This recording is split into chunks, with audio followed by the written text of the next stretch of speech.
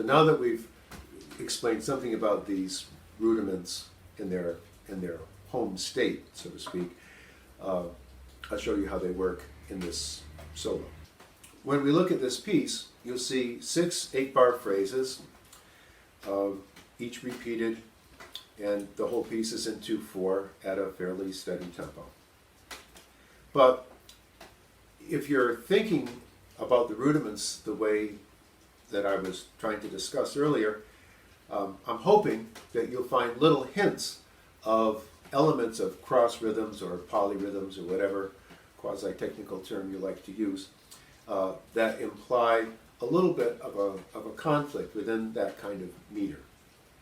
So in the second strain, there are drag paradiddle number 1s that occur in the first 4 bars. And remember, that can be thought of as 1, 2, 3, 1, 2, 3. So if you hear it that way, you can hear this little fraction of a phrase just hinting around at this little 3/8 in the middle of it. I'll play you the first 4 bars to show you how that works.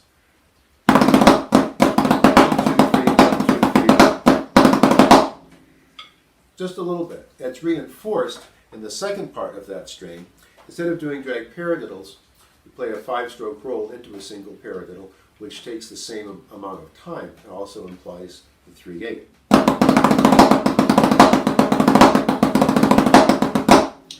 So there are those little bits of time when you can feel that the 3/8 might be starting to occur. I'll play you the whole 8 bars.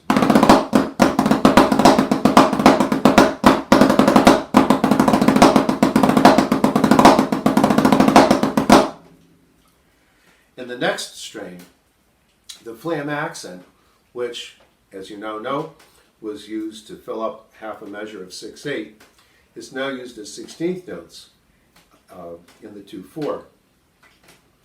And this gives you a kind of corny syncopation that we're all used to, say, 2 dotted eighths and an eighth note. Very typical kind of 1920s jazzy syncopation. And what I did here, for rudimental drummers who are really thinking in terms of strings of rudiments, there's a slightly varied pattern of 2 flam accents and a flam tap. And the location of the flam tap changes in each measure so that you get these little bits of 3/16 floating on top of the 2/4. So the second half of that third strain works this way.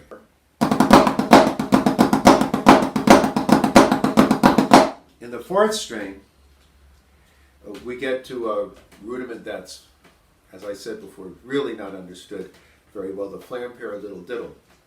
Also a 3/8 rudiment, and also used here to take up 3/8 notes within the 2/4. In the fourth strain, there are 2 rudiments that are associated with the 6/8 or 3/8 meter that are used. The double drag is just hinted at, that pattern of, that's used in a typical modern way that we think of that rhythm in a 2/4. And then in the second half of that strain, the flam paradiddle diddle appears, and that also implies, just momentarily, a 3/8 cross rhythm.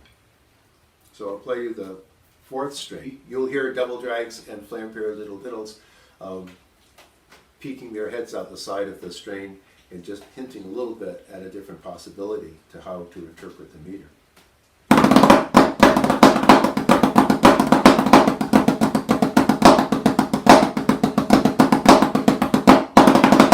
In the last strain, uses the double paradiddle.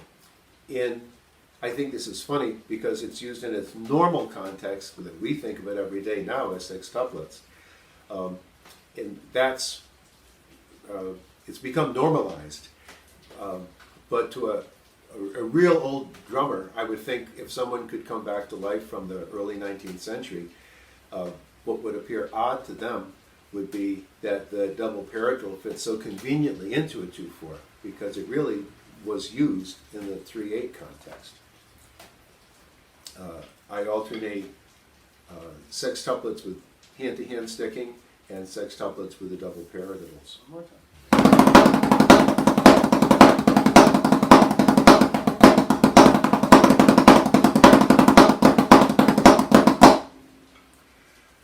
So those are some of the ways in which these rudiments are used and taken out of their historical context and put into a context that's clearly not revolutionary. There's nothing strange about this piece that no one's done before. But I think it's interesting for you to think of the rudiments in the various ways that they can be used.